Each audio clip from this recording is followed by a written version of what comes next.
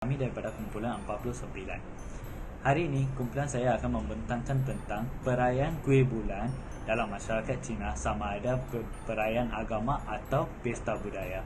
Perayaan ini disambut pada hari ke-15 pada bulan 8 mengikut kalender Cina. Dan perayaan ini disambut berdasarkan dua peristiwa.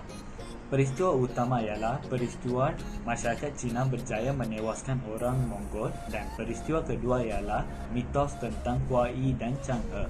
Seterusnya, rakan sekumpulan saya akan meneruskan pembentangan ini. Perayaan kuih bulan disambut untuk memperingati pembebasan warga Cina daripada pemberontak Mongol yang diperintah oleh dinasti Yuan pada abad ke-14.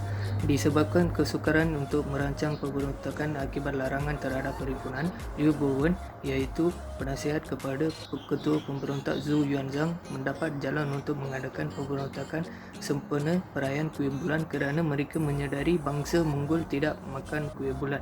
Oleh itu, beliau meminta izin untuk mengedarkan beribu-ribu biji kuih bulan kepada warga kota untuk memohon restu semoga Maharaja Mongol hidup panjang umur. Dalam setiap kuih dimasukkan sekeping kertas yang ditulis hapuskan Mongol pada 15 hari bulan 8. Pada malam perayaan, para pemberontak berjaya menyerang dan menggulingkan pemerintahan mereka disusuli penubuhan dinasti Ming di bawah pimpinan Maharaja Zhou. Selamat sejahtera kepada rakan-rakan sekalian. Dalam video ini saya akan menceritakan tentang kisah di sebalik perayaan kuih bulan Cina, iaitu kisah Wei dan Changi Berzi pertama. Dalam cerita ini, Wei dikenali sebagai seorang dewa yang berjaya menembak 9 buah matahari, dan dia telah dianugerahi dengan sebiji ubat yang dapat mengabadikan nyawanya. Sebelum mengambil ubat tersebut, dia telah menyembunyikannya di sebatang kasau. Tetapi Changi telah menemui ubat tersebut dan dia telah menelan ubat tersebut.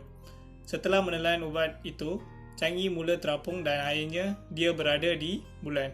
Wei cuba untuk menyelamatkannya, tetapi disebabkan angin kencang, dia telah gagal untuk menyelamatkannya. Oleh itu, Wei telah membina istana di matahari dan Changi berada kekal di bulan.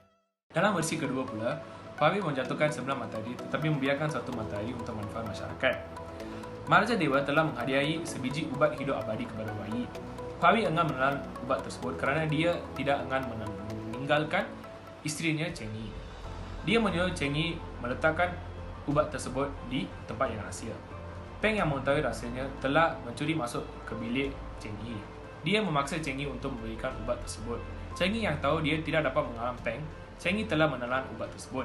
Setelah dia menelan ubat tersebut, dia terbang jauh daripada tempat di situ.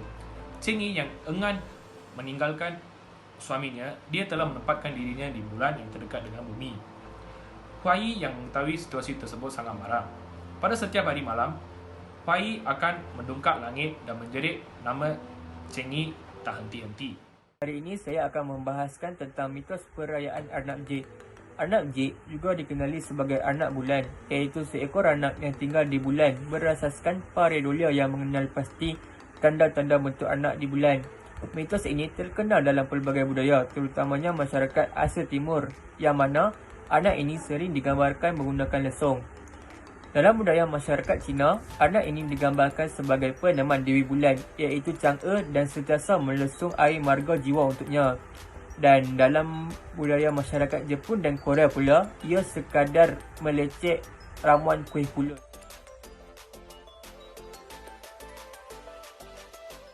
Saya akan menjawab persoalan tentang adakah perayaan kuih bulan itu merupakan perayaan keagamaan ataupun pesta budaya semata-mata. Jadi di sini perayaan ini pada dasarnya merupakan perayaan yang disambut oleh para petani, di mana perayaan ini disambut pada musim luruh ataupun musim menuai. Di mana ketika itu kebiasaannya bulan mengambang paling terang pada musim luruh, yakni musim menuai. Jadi pada ketika itu tiada sebarang konsep keagamaan yang diadakan semasa menyambut pesta kuih bulan ini. Tetapi pada zaman sebelumnya kemajuan teknologi sains ini berkembang, akibat daripada ramai golongan yang ingin tahu akan keajaiban bulan, mulalah terciptanya mitos-mitos tentang keajaiban bulan ini, bagaimana ia merubah bentuk dan sebagainya. Jadi di situ mengubah persepsi perayaan Kuih Bulan ini daripada hanya sekadar perayaan kebudayaan menjadi kepada perayaan keagamaan akibat mita-mita yang direka dan keajaiban bulan yang diagungkan. Terdapat beberapa kepentingan perayaan Kuih Bulan di dalam masyarakat kita. Pertama sekali, perayaan Kuih Bulan dapat memberikan peluang kepada masyarakat untuk mengeratkan hubungan antara anggota keluarga dan juga saudara-saudara. Selain itu, perayaan Kuih Bulan dapat meningkatkan kesedaran masyarakat untuk mengekalkan tradisi. Hal ini kerana perayaan Kuih Bulan merupakan suatu adat yang diwarisi oleh nenek moyang dari generasi terdahulu supaya tidak lupa akan asal-usul. Akhir sekali, Kuih Bulan dapat melambangkan nilai dan simbol memperjuangkan keadilan dalam menentang kezaliman.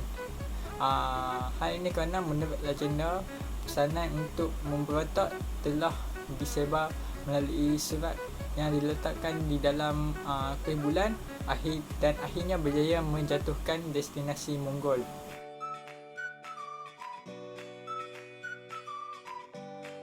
Saya akan bercakap tentang resepi untuk membuat kek bulan atau lebih dikenali sebagai mooncake.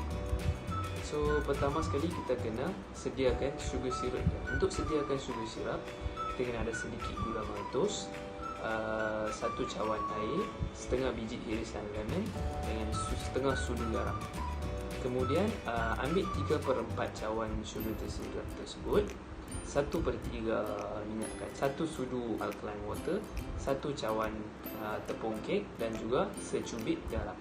So untuk inti mooncake pula, kita ikut ke taste masing-masing lah, iaitu kita boleh buat kacang merah, salted egg ataupun green tea flavor.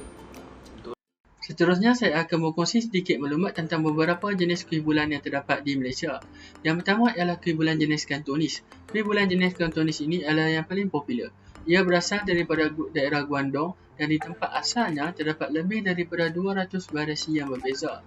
Seterusnya ialah kuih bulan jenis Suzhou. Kuih bulan jenis ini telah dicipta sejak ribuan tahun yang lalu.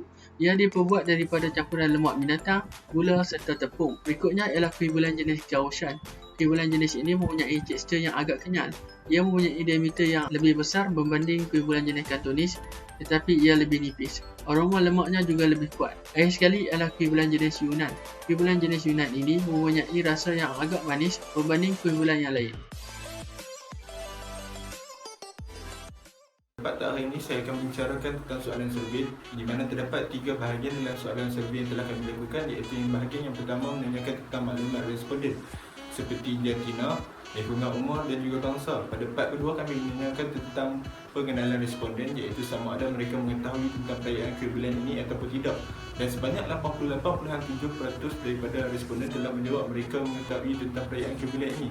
Pada part terakhir pula kami menanyakan tentang pengetahuan responden mengenai Kuih Bulan dan sebanyak 88.7% daripada responden telah bersetuju bahawa perayaan Kuih Bulan ini boleh dianggapkan sebagai pesta budaya.